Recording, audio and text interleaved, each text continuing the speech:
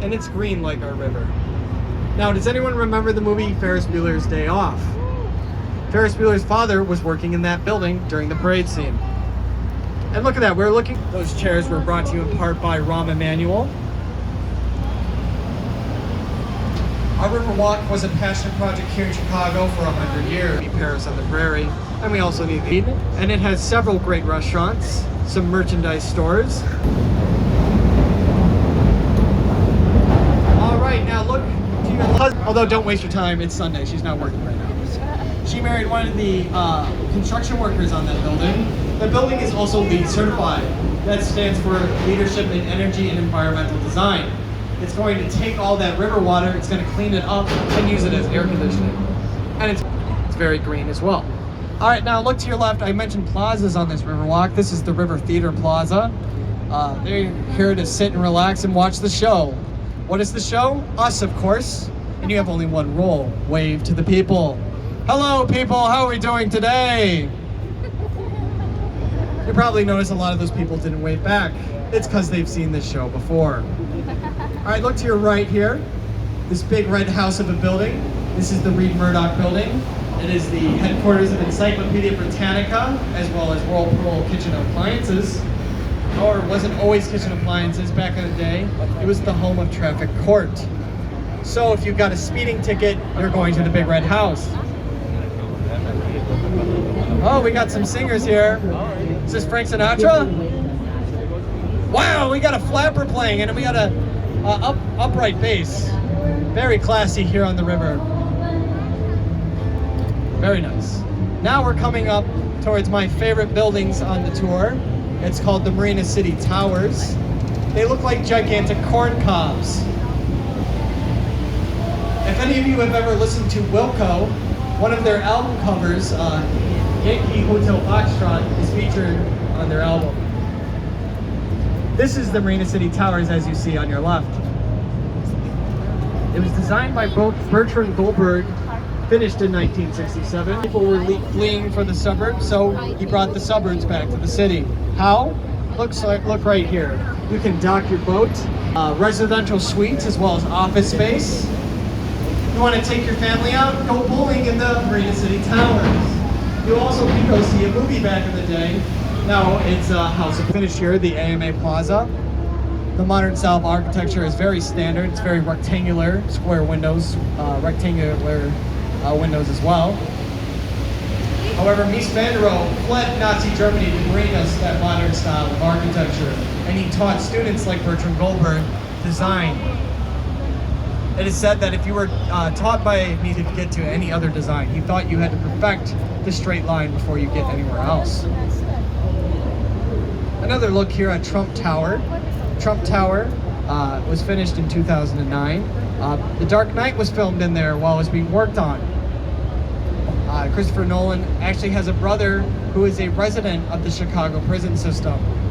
His brother was a former hitman, and he actually escaped prison several times.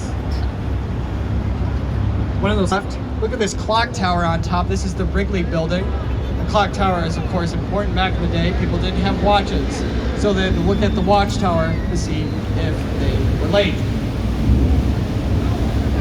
The Wrigley building is named after the Wrigley gum. Has anyone had Wrigley gum recently? Well, it started here in Chicago. William Wrigley Jr. was selling powdered soap with the side of stacked gum. People liked the gum more than the soap, so he got rid of the soap. All right, look here to your left again. This is an example of course, Gothic architecture. This is the Chicago Tribune building. It's got the French cathedral on top. It was a part of a contest, and they knew the judges were biased towards Parisian architecture. So when they designed that, they of course won. They won about $1 million from that building. And Chicago Tribune was hosted in that building for quite some time. Now it's residential.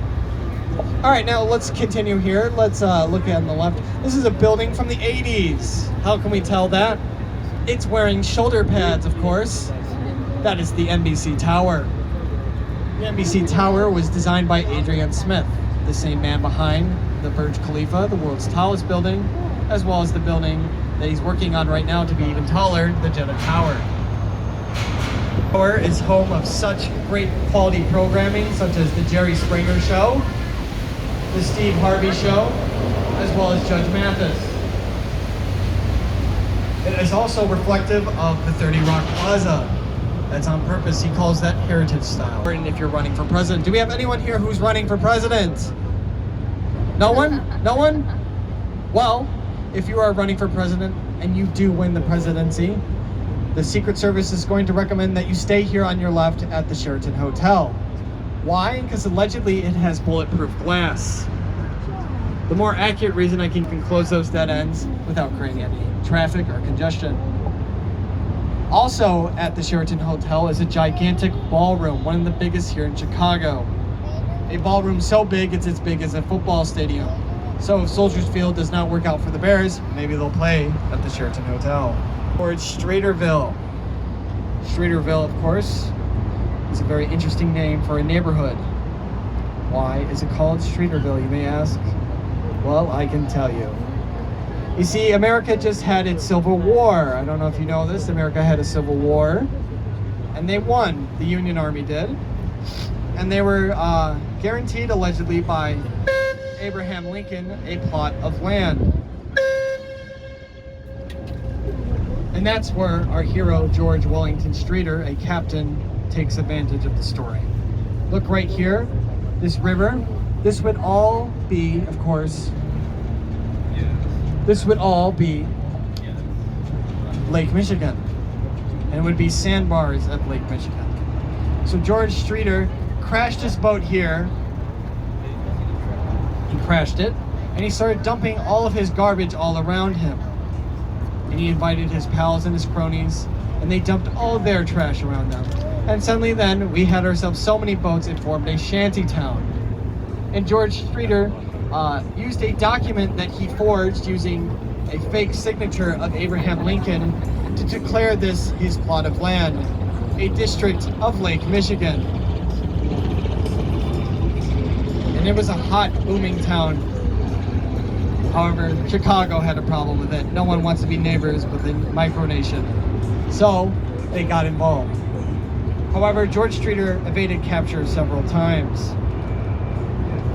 If you want anyone in your life, you want someone like the wife of George Streeter, who poured boiling hot water on cops just so George could evade capture. They did eventually catch our hero, George Streeter, for bootlegging. Yes, bootlegging.